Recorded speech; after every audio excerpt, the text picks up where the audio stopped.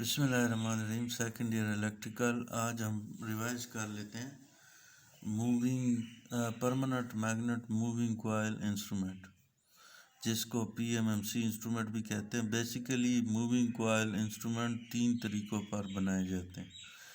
ایک permanent magnet moving coil instrument, دوسرا طریقہ ہے electromagnet type moving coil instrument, اور تیسرا طریقہ ہے موونگ کوائل آئرن انسٹرومنٹ، جس میں دو ٹائپس ہے، اٹریکشن ٹائپ اور ریپلشن ٹائپ. تو پہلا طریقہ یہ پڑھ رہے ہیں، پرپس دیکھ لیتے ہیں. This instrument is used to make DC ampere meter and DC volt meter. یہ طریقہ DC امپیئر میٹر اور DC وولٹ میٹر کے لیے ہوتا ہے، ٹھیک ہے، بنانے کے لیے. Permanent PMMC instrument working principle یاد کرنا چاہیے آپ کو. When a current carrying conductor is placed in a magnetic field then a force is generated on the coil placed in the magnetic field. جب کوئی کرنٹ بردار کنڈکٹر مقناطیسی فیلڈ میں رکھا جاتا ہے تو اس پر ایک فورس عمل کرتی ہے اور اس کو مقناطیسی فیلڈ سے باہر کی طرف دھکیلتی ہے. اس کے حصے کون کون سے ہیں؟ Parts of PMMC instrument. تو یہ کوائل فریم ہے، پرماننٹ میگنیٹس پولز ہیں نارتھ ساؤتھ، موونگ سسٹم ہے یا موونگ پائل ہے، سپنڈل ہے، پوائنٹر ہے اور اسکیل ہے. کنٹرول سپرنگز ہے، دو کنٹرول سپرنگز ہوتے ہیں، ایک اوپر اور ایک نیچے. جیول بیرنگ ہے، ٹرمینلز ہے، چیمبر اور پسٹن ہے. کس کے لیے؟ ایئر فرکشن ڈیمپنگ کے لیے. یہ فگر ہے جی، یہاں پہ یہ ہمارے پاس موونگ کوائل ہے، درمیان میں پرماننٹ میگنیٹ ہے نارتھ اور ساؤتھ. یہ فریم کے اندر یہ موونگ سسٹم اندر تانبے کی تار کے ذریعے یہ موونگ کوائل بنائی جاتی ہے. کس کے اوپر؟ یہ بنائی جاتی ہے فریم کے اوپر، ٹھیک ہے.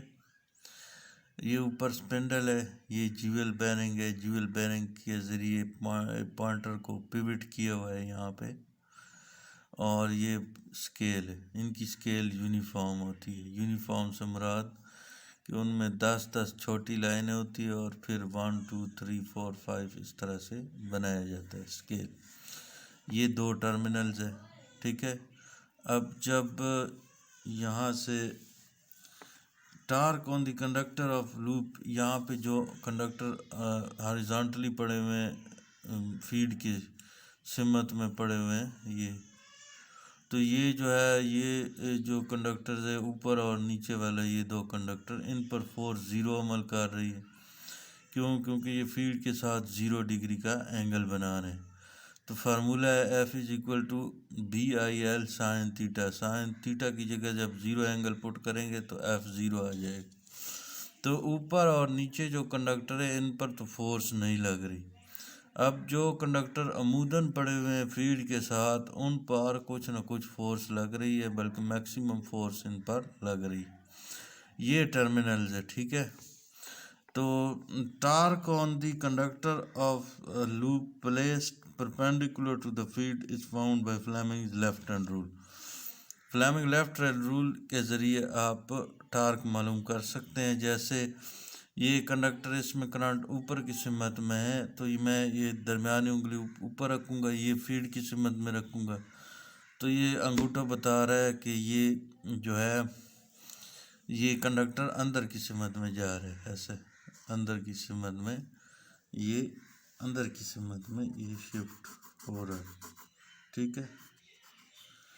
اور یہ جو کنڈکٹر ہے یہ باہر کی سمت میں آئے گا کیونکہ اس میں کرنٹ ایسے جا رہی ہے، ٹھیک ہے.